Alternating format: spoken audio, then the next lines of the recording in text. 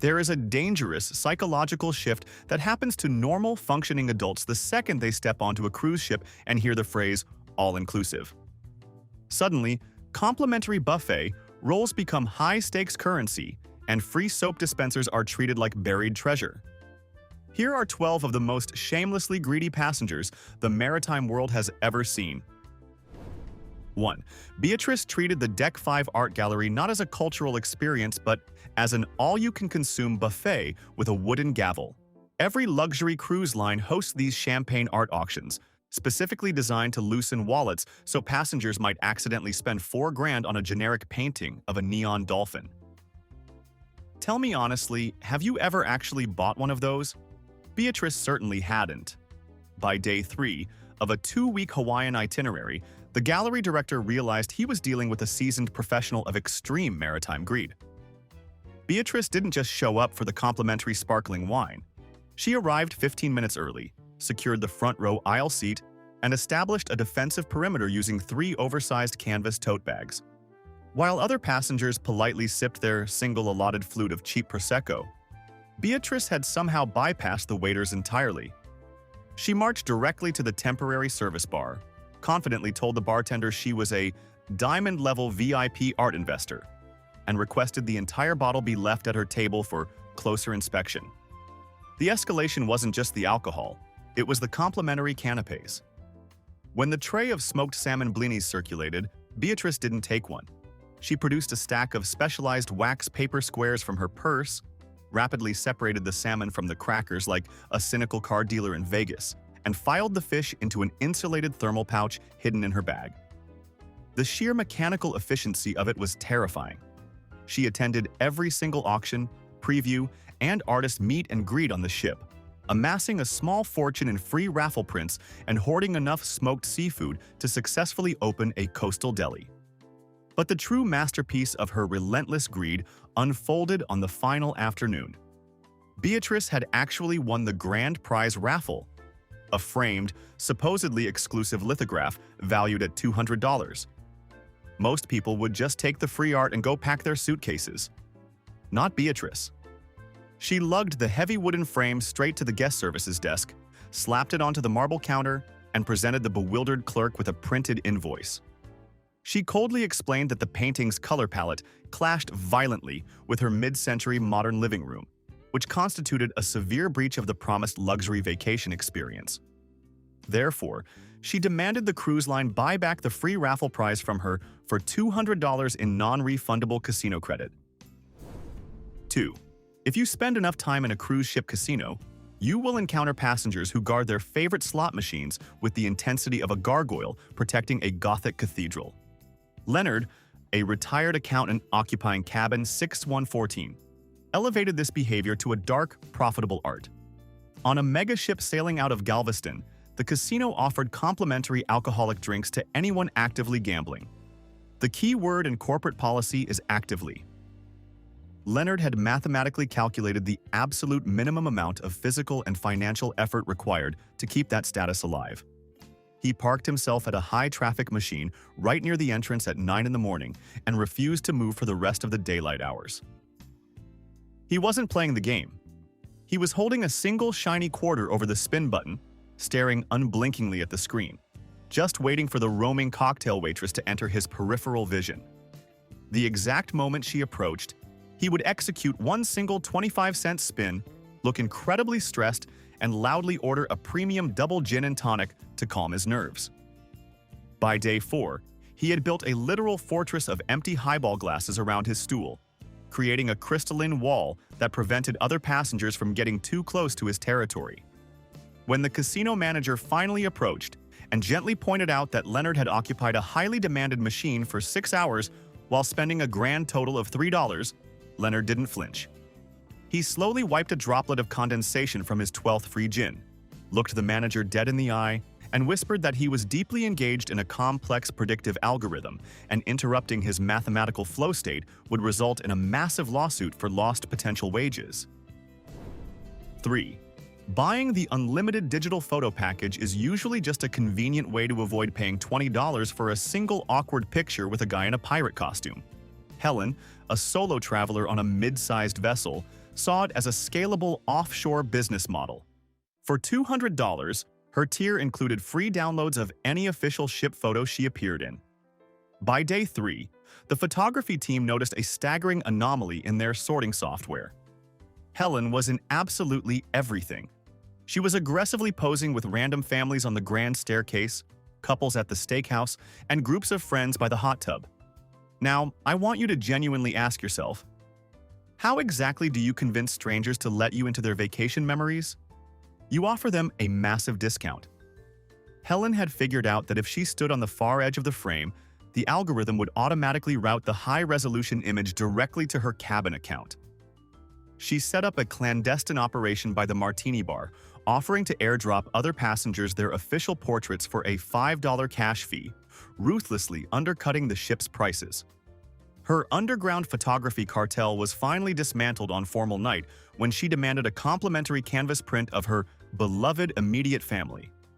The photo manager stared at the monitor, looked back at Helen, and politely pointed out that it was biologically improbable for a 60-year-old Caucasian woman to be the mother of a honeymooning couple from South Korea. 4. The main dining room on formal night is usually a place of quiet elegance, soft piano music, and polite conversation over white tablecloths. But for the Henderson family, a group of 8 occupying a cluster of interior cabins on Deck 4, it was the site of a highly coordinated extraction mission. They were sailing on a large American cruise line known for offering unlimited lobster tails on the second formal night. The unwritten rule of unlimited lobster is that you order 2, maybe 3, if you're feeling particularly ambitious and you actually eat them. You do not treat the dining room like a commercial wholesale fishery. The absolute chaos began at table 42 during the early seating. The patriarch of the family, a booming man named Dale, didn't even bother looking at the leather-bound menu. When the waiter approached, Dale simply held up both hands, flashed all 10 fingers, and loudly requested an initial drop of 20 tails for the table. The waiter, sweating slightly but trained to accommodate reasonable excesses, brought out 2 massive silver platters. The family didn't eat them. They worked like a mechanical assembly line.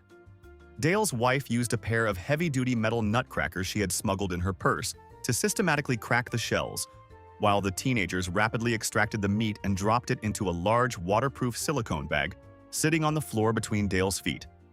Within 12 minutes, the platters were completely empty, and Dale confidently raised his hand for round 2. By the time they requested their 45th lobster tail, the assistant maitre d' had to intervene, nervously explaining that they were severely depleting the ship's frozen inventory, and other guests in the second seating were going to be left with nothing. Now, this is where a normal person would express profound embarrassment, maybe order a slice of chocolate cake, and call it a night. But Dale was operating on a completely different frequency of greed. He became highly defensive, accusing the cruise line of blatant false advertising. He argued that the word unlimited was a legally binding maritime contract, and if they didn't bring out another dozen tails immediately, he was going to personally deduct the retail cost of the missing lobster from the mandatory daily gratuities he had already canceled at guest services on day 1.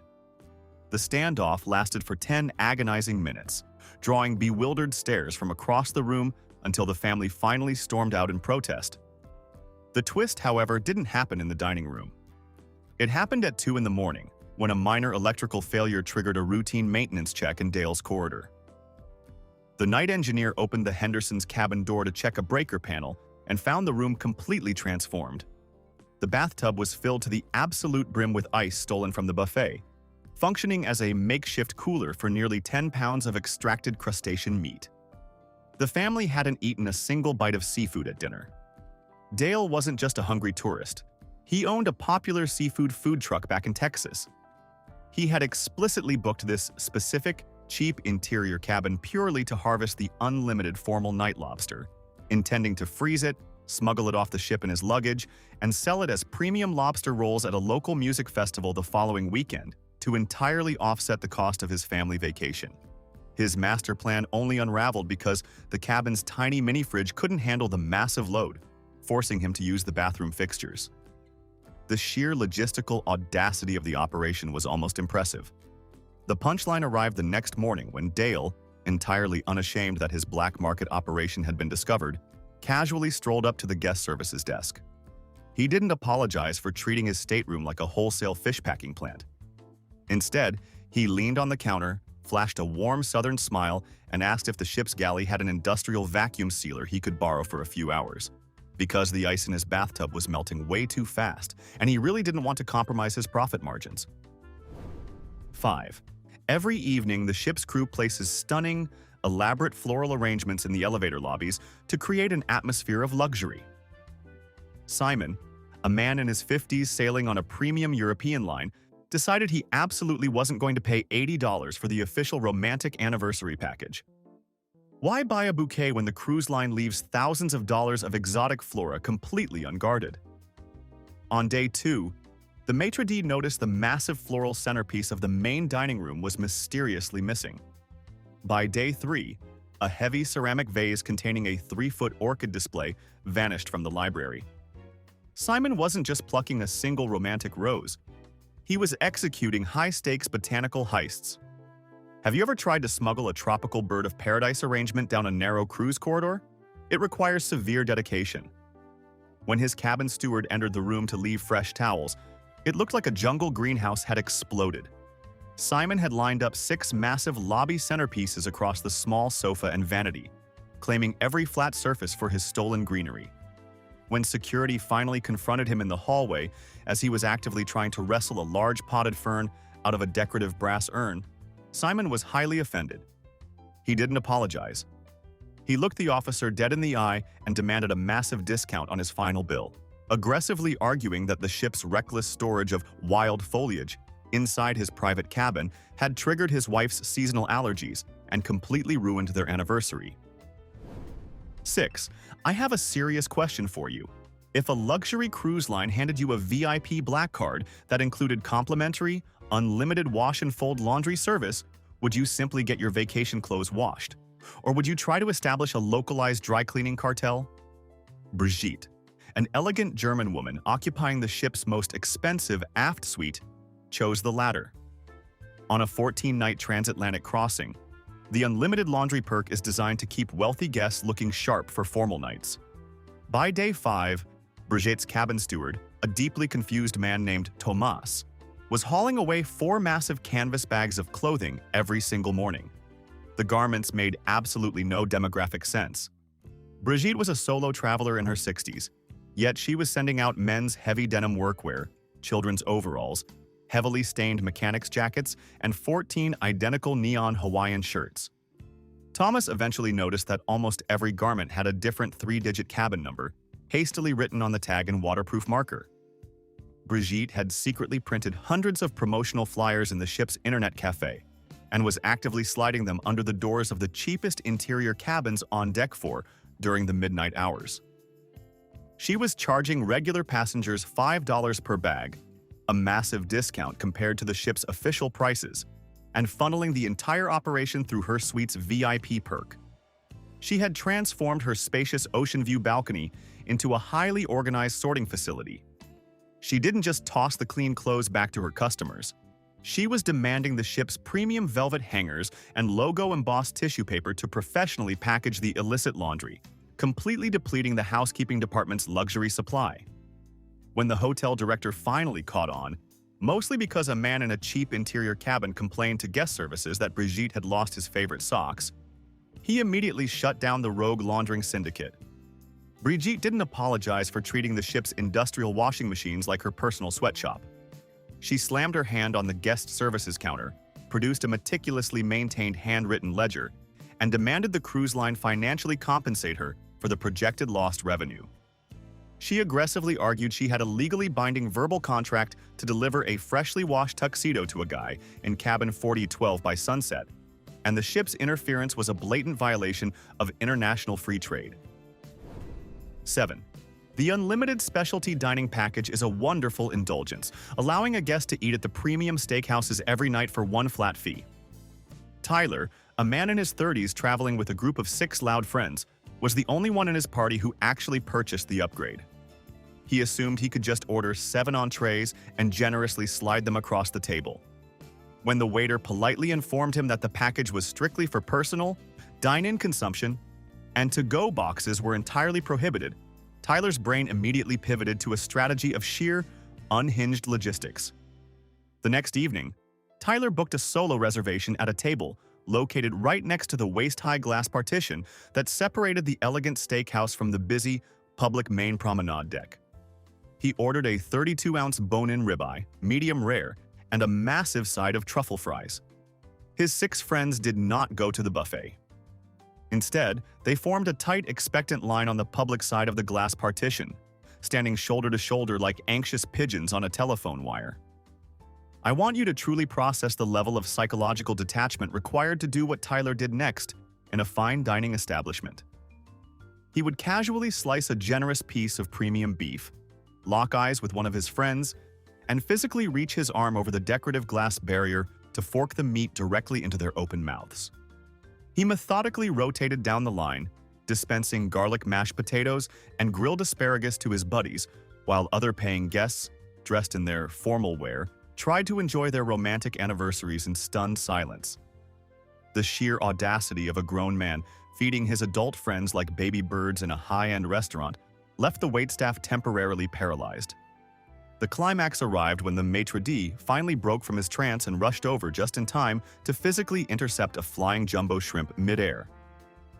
Tyler calmly lowered his silver fork, wiped his mouth with a linen napkin, and offered a spectacular defense. He looked the manager dead in the eye and claimed he wasn't sharing his meal. He just suffered from a very specific, undiagnosed muscle spasm that occasionally caused his arm to aggressively fling seafood into the faces of passing pedestrians, and he would appreciate some basic medical empathy instead of discrimination. 8. The nightly turn-down service is a beloved cruise tradition, usually culminating in a small, foil-wrapped chocolate placed gently on your pillow. Martha, a sweet-looking grandmother from Melbourne, decided that one piece of chocolate per night was a structural insult to her appetite. She began stocking the housekeeping carts on deck 8. While the stewards were inside cleaning cabins, Martha would silently glide down the corridor, open the lower cabinet of their trolleys, and scoop entire handfuls of premium mint chocolates into her oversized floral beach bag. She wasn't eating them. Eating them would be too simple. On day 6, her cabin steward entered her room to replace the towels and was hit by the overwhelming scent of a scorched bakery. Martha had placed a plastic ice bucket on the vanity and was actively using the ship's wall-mounted hairdryer to melt down over 400 individual pillow mints into a single monolithic slab of dairy. She was trying to cast a custom chocolate brick to take back to Australia. When the overheated hairdryer simply stopped working in her hands, Martha did not hide her illegal confectionery foundry.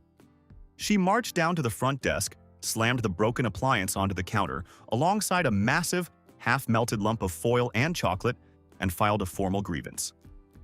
She demanded a completely free future cruise, aggressively arguing that the ship's complimentary chocolates possessed an illegally high melting point, which had caused her extreme emotional distress and ruined her afternoon crafting session. 9. Have you ever noticed that massive, floating megaships are increasingly becoming popular venues for private corporate retreats? Large medical conglomerates frequently book out entire conference lounges, offering their attending doctors open bars, lavish private buffets, and incredibly expensive promotional gift bags. Victor, a retired insurance adjuster from New Jersey, sailing on a massive European vessel, was not a medical professional, but he possessed a level of predatory opportunism that bordered on a maritime superpower. On the second morning of a 10-night Mediterranean itinerary, Victor simply followed a crowd of people wearing matching polo shirts into a private ballroom on deck 3. He didn't just stand near the back to steal a complimentary pastry. He fully integrated himself into a specialized, highly technical symposium on advanced gastroenterology. To blend in, Victor grabbed a blank VIP badge from an unattended registration desk, wrote Dr. Vic Independent Consultant in thick black marker, and proceeded to exploit the event's hospitality budget with ruthless efficiency. Over the next 4 days, he sat through agonizingly detailed, 3-hour PowerPoint presentations on intestinal flora just to gain unfettered access to the premium carving stations and open martini bars that regular passengers couldn't reach. But the food wasn't his primary target. It was the corporate merchandise. Pharmaceutical companies are desperate to impress doctors, and this specific convention was handing out high-end swag like it was Halloween. Victor systematically visited every single vendor booth in the ballroom. He aggressively networked with completely baffled sales reps, confidently nodding at anatomical charts he didn't understand, all while securing 3 stainless steel Yeti coolers, a pair of noise-canceling headphones, 2 premium golf umbrellas, a heavy waterproof tactical backpack, and an expensive memory foam travel pillow. By day 7, his cabin looked like a wholesale medical distribution warehouse. He had successfully executed a flawless maritime heist, acquiring over $2,000 in premium outdoor gear for absolutely nothing. The internal twist arrived when Victor finally returned to his cabin to carefully inspect his loot away from the crowds. In his blind, ravenous frenzy to hoard free merchandise, he hadn't actually read the giant, highly visible logos professionally embroidered onto every single item. The entire corporate retreat was sponsored by a pharmaceutical company launching a new, incredibly aggressive medication for explosive irritable bowel syndrome.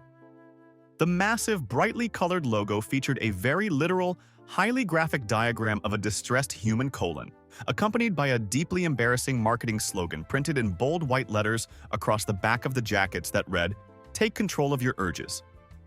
The headphones had tiny colons on the ear cups. The Yeti coolers were stamped with the phrase, "Stay cool under pressure." Victor couldn't possibly wear any of this in public without looking like a walking billboard for severe digestive distress. Most people would just throw the items away, laugh at their own hubris, and count their losses. Not Victor. Driven by pure, unadulterated greed, he packed all the stolen Bowel-branded merchandise into a laundry bag, marched up to the ship's luxury duty-free boutique on Deck 6, and slammed the pile onto the glass counter. He coldly looked the retail manager in the eye and aggressively demanded a full cash refund for the entire haul. He argued that the ship had negligently allowed defective, socially humiliating apparel to be distributed in maritime waters, which constituted a severe breach of his vacation consumer rights, entirely ignoring the fact that he had stolen all of it from a private event he wasn't invited to. 10. The breakfast buffet on a modern cruise ship is a marvel of logistical abundance, but for a woman named Margaret occupying a standard ocean view cabin, it was simply a wholesale grocery supplier that hadn't yet realized it was being robbed. Margaret had discovered the small, single-serving boxes of premium brand-name cereals stacked neatly near the milk dispensers. Taking 1 or 2 boxes back to your room for a late-night snack is a standard passenger maneuver. Taking 84 boxes over the course of 5 days is a strategic supply chain disruption. Margaret wasn't eating them. She was building a colorful, impenetrable fortress of Fruit Loops and Frosted Flakes inside her stateroom wardrobe, intending to stock her grandchildren's pantry for the entire upcoming school year. The sheer volume of cardboard was becoming a fire hazard. Her master plan completely fell apart on the final morning of the cruise when she realized that her single, reasonably sized suitcase could only fit her clothes and perhaps 3 tiny boxes of cereal. She couldn't physically transport her stolen breakfast empire off the ship. So, she marched down to the guest services desk, slammed a plastic bag containing 12 assorted cereal boxes onto the marble counter as evidence, and filed a formal grievance. She demanded the cruise line immediately issue her a $60 onboard credit to cover the cost of the extra checked baggage fee she was now forced to pay her airline, loudly arguing that her inability to transport the cereal she had rightfully earned was a direct result of the ship's negligent luggage policies. 11. The all-you-can-eat flat fee at a cruise ship's premium specialty sushi restaurant is designed for guests who want to sample a few exotic rolls, not for people attempting to dismantle the global seafood supply chain piece by piece. Chloe, a woman in her late 20s traveling with a loud group of friends, treated the elegant, dimly lit dining room like a competitive extraction arena. For $35, she genuinely felt she was legally authorized to bankrupt the cruise line. She immediately requested 80 pieces of the most expensive premium salmon, yellowtail, and barbecued eel nigiri. When the massive wooden boats of sushi arrived, Chloe did not eat them normally. She picked up her wooden chopsticks and began operating like a cynical forensic pathologist. With terrifying precision, she surgically peeled the thin, expensive slice of raw fish off the top, consumed it, and completely discarded the small block of compacted rice. Tell me, have you ever witnessed someone try to outsmart a marine hospitality contract using fake dietary restrictions? It is a sight to behold. Within 40 minutes, Chloe had built a structurally sound 12-inch high pyramid of naked, sticky rice in the absolute center of the table, perfectly cementing the blocks together with drippings of soy sauce. It looked like an ancient carbohydrate monument to human greed. When the head sushi chef emerged from the kitchen, utterly horrified by this grotesque architectural display of waste, the waiter politely informed Chloe that the promotional policy strictly required guests to actually eat the entire piece of sushi, and she would be charged a $50 wastage fee for the mountain of discarded rice. Chloe didn't apologize or offer to pay. She leaned back, crossed her arms, and loudly claimed she was a certified holistic maritime nutritionist. She aggressively argued that the rice-to-fish ratio provided by the chef was legally negligent and a severe choking hazard. Therefore, instead of paying the fine, she demanded the restaurant actually refund her original $35 entry fee to compensate her for the strenuous physical labor she had to expend meticulously dismantling their poorly constructed food. 12. I need you to actively visualize the sheer physical weight and the sticky, horrifying reality of 450 unwashed piña colada cups. Arthur and his wife Barbara, a fiercely determined couple in their late 50s, occupying a cramped interior cabin on Deck 8, based their entire vacation strategy on a tragic piece of maritime misinformation. Before the cruise, Arthur had read a deeply outdated internet forum post from 2004 stating that returning an empty plastic souvenir hurricane glass to any ship bar would yield a $2 cash deposit refund. To Arthur and Barbara, this wasn't just a mild discount. This was a highly lucrative offshore extraction operation. For 7 straight days, the couple barely even looked at the ocean, ignoring the ports of call entirely to maximize their collection window. They scoured the massive 4,000-passenger ship like a pair of thirsty, highly coordinated vultures. They established strict, military-style patrol routes. Barbara worked the upper pool deck, casually pulling sticky, half-empty glasses out of trash cans, retrieving them from the dangerous edges of hot tubs, and snatching them off sun loungers the absolute second a passenger looked away or went for a swim. Arthur covered the casino, the buffet, and the main theater, executing tactical sweeps between slot machines and aggressively reaching under velvet ropes. They smuggled their plastic bounties back to cabin 8A22 in giant, heavy-duty canvas beach bags multiple times a day. By day 5, the ship's beverage department was in a state of absolute, unmitigated crisis. The bars were literally running out of physical inventory, forcing highly trained mixologists to serve premium, frozen tropical cocktails in generic coffee mugs, tiny paper water cups, and eventually standard ceramic soup bowls. Meanwhile, Arthur and Barbara's cabin had evolved into a localized biological hazard. They had completely filled the bathtub, the sink, the vanity, the small reading sofa, and the entire floor space with leaning, precarious towers of unwashed, syrup-coated plastic. The cabin steward couldn't even enter the room to leave a fresh towel without being assaulted by the overwhelming, fermented smell of stale rum, rotting pineapple, and an aggressive, newly formed swarm of fruit flies that had essentially claimed sovereignty over the bathroom. The couple was literally sleeping diagonally on a single mattress just to make room for their expanding plastic empire. The grand finale of this sticky, fermented nightmare unfolded at exactly 11 o'clock on the final night of the cruise. Arthur, refusing to make multiple trips to the bar, had blatantly stolen 3 polished brass luggage carts from the embarkation lobby. The couple carefully stacked all 450 glasses onto the carts, creating a massive, rattling, profoundly unhygienic armada of neon plastic, and proudly wheeled it directly into the center of the grand atrium, leaving a faint trail of sticky residue across the carpet. They parked the dripping carts right in front of the head beverage manager, who was standing near the martini bar, and Arthur smugly extended his hand, loudly demanding his $900 in cold, hard cash. The internal twist of this story was not that the ship simply refused to pay him. The twist was that the head manager, staring in absolute paralyzed horror at the sticky towers of garbage, softly explained that the $2 deposit policy hadn't just been discontinued. It had literally never existed on this specific cruise line. Arthur had misread a nearly 20-year-old post about a completely different, completely defunct European car ferry company. They hadn't executed a brilliant financial heist. They had voluntarily lived inside a sticky, fermented recycling bin for a week for absolutely zero financial gain. Now, a normal human being would simply melt into the floorboards out of sheer embarrassment and immediately walk away into the night. But Arthur was operating on a level of stubborn, unyielding greed that entirely defies logic. He didn't abandon the carts. He pulled a pen from his floral shirt pocket, grabbed a stack of beverage napkins from the polished bar counter, and aggressively demanded that the manager immediately draft a certified commercial freight invoice. If he couldn't get his $900 in cash, Arthur fully intended to force the ship's captain to officially sign off on the 450 plastic cups as a total maritime cargo loss, so he could legally write off the sticky plastic as a severe business deficit on his personal tax returns back in Ohio. Be honest with me in the comments.